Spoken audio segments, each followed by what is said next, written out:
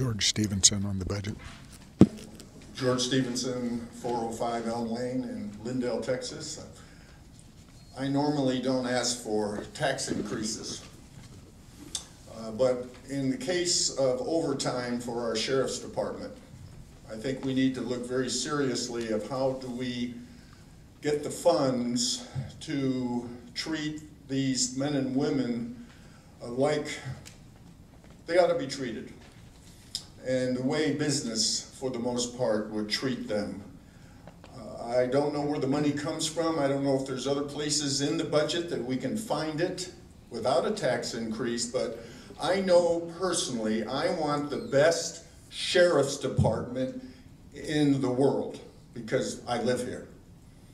And I think every citizen, when I see the money that is being spent for school buildings and other kinds of facilities, government facilities, I think we need to make sure that we look at the people who safeguard us, especially in this day and age, and to treat them in the greatest way we could treat them in a justifiable way. I understand there's limits to everything, but I just think we need to look at that extremely seriously.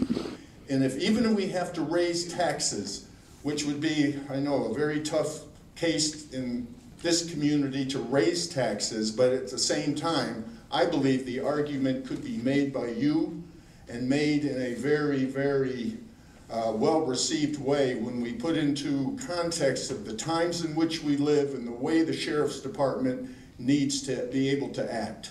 Thank you. Thank you, Mr. Stevenson. There are no further